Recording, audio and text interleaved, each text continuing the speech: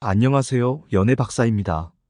이번 시간에는 애인이 갑자기 돈을 빌려달라고 한다면에 대해 영상을 다뤄보겠습니다. 구독과 좋아요 부탁드립니다. 질문 있으면 박사님에게 댓글을 달아주세요. 애인이 갑자기 돈을 빌려달라고 한다면 신중하게 대처하세요. 연인 관계에서 발생할 수 있는 아주 민감한 주제에 대해 이야기해 보려고 해요. 바로 애인이 갑자기 돈을 빌려달라고 할 때 어떻게 대처해야 하는지에 대한 내용입니다. 이런 상황은 생각보다 자주 일어나고 대부분의 경우 관계에 큰 영향을 미치게 되죠. 그래서 정말 조심스럽게 접근해야 합니다. 먼저 이런 상황이 발생했을 때 우리가 느낄 수 있는 감정들에 대해 이야기해 볼게요. 당황스러움, 걱정, 불안, 그리고 어쩌면 약간의 배신감까지도 느낄 수 있어요. 이는 아주 자연스러운 반응이에요. 하지만 이런 감정에 휩쓸리지 말고 차분히 상황을 파악하는 것이 중요합니다. 상황 파악하기. 1. 왜 돈이 필요한지 자세히 물어보세요. 단순한 소비를 위한 것인지 아니면 정말 급한 상황인지 확인해야 합니다. 2. 얼마나 급한 상황인지 파악하세요. 당장 오늘 필요한 건지 아니면 시간적 여유가 있는지 알아보세요. 3. 얼마의 금액이 필요한지 정확히 물어보세요. 애매모호한 대답은 경계해야 합니다. 4. 언제쯤 갚을 수 있을지, 어떤 방식으로 갚을 계획인지 구체적으로 물어보세요. 5. 왜 다른 사람이 아닌 당신에게 돈을 빌리려고 하는지 이유를 물어보세요. 이런 정보들을 바탕으로 신중하게 결정을 내려야 해요. 하지만 여기서 꼭 주의해야 할 점들이 있습니다. 주의사항. 1. 경제적 여유가 있다고 해서 무조건 빌려주는 것은 매우 위험할 수 있어요. 여러분의 호의가 악용될 수 있습니다. 2. 여러분의 재정 상황을 먼저 고려해야 해요. 빌려줌으로써 여러분의 삶에 어려움이 생길 수 있다면 절대 빌려주면 안 됩니다. 3.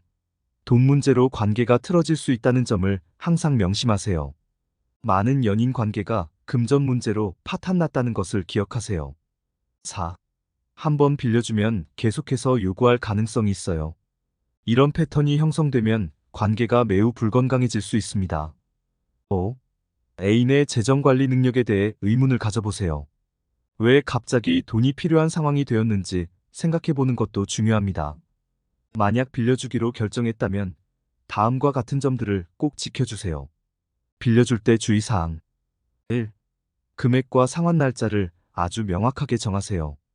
애매모호한 약속은 절대 안 됩니다. 2. 가능하다면 간단한 차용증을 작성하세요.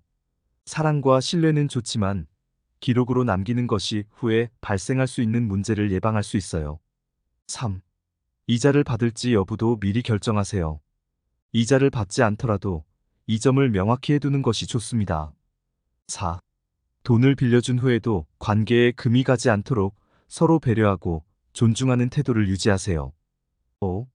약속한 날짜에 돈을 갚지 않으면 어떻게 할 것인지도 미리 이야기해 두세요. 6. 빌려준 돈에 대해 자주 언급하거나 상대방을 압박하지 마세요. 이는 관계를 해칠 수 있습니다. 반면 빌려줄 수 없다고 결정했다면 다음과 같이 대처하세요. 거절할 때 주의사항. 1. 정중하고 명확하게 거절 의사를 전달하세요. 애매모호한 태도는 오히려 문제를 키울 수 있습니다. 2. 거절하는 이유를 솔직하게 설명해 주세요. 여러분의 재정 상황이나 원칙 등을 이야기해도 좋습니다. 3. 대안을 제시해 주는 것도 좋은 방법이에요. 예를 들어, 다른 해결 방법을 함께 찾아보거나 재정 상담을 받아보는 것을 제안할 수 있습니다. 4. 거절한다고 해서 관계가 나빠지지 않도록 주의하세요. 여러분의 결정이 상대방을 배려하지 않는 것이 아님을 이해시키는 것이 중요합니다. 5. 상대방의 감정을 고려하되 여러분의 결정을 굽히지 마세요. 건강한 관계는 서로의 경계를 존중하는 것에서 시작됩니다. 이런 상황은 여러분의 관계를 시험하는 중요한 계기가 될 수 있어요. 어떤 결정을 내리든 이 경험을 통해 서로에 대해 더 깊이 이해하고 신뢰를 쌓을 수 있는 기회로 삼으세요. 그리고 이런 상황이 반복된다면 애인의 재정 관리, 습관이나 여러분과의 관계에 대해 진지하게 고민해 볼 필요가 있어요. 건강한 연인 관계는 서로 독립적이면서도 협력적인 관계여야 합니다. 한쪽이 지속적으로 다른 쪽에 의존하는 것은 바람직하지 않아요. 마지막으로 이런 경험을 통해 여러분 자신의 재정 관리 능력도 점검해 보세요. 언제 어떤 상황이 닥칠지 모르니 평소에 비상금을 마련해 두는 것도 좋은 방법이에요.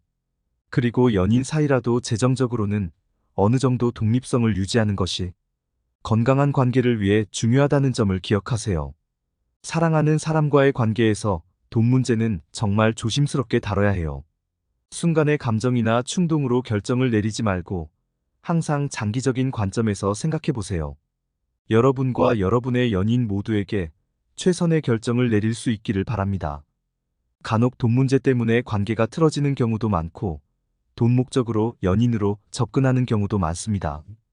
그래서 돈 관련 문제는 다른 것보다 조심스러울 필요가 있답니다. 이상 마치겠습니다. 연애박사였습니다. 모두 건승하시고 구독, 좋아요 부탁드립니다.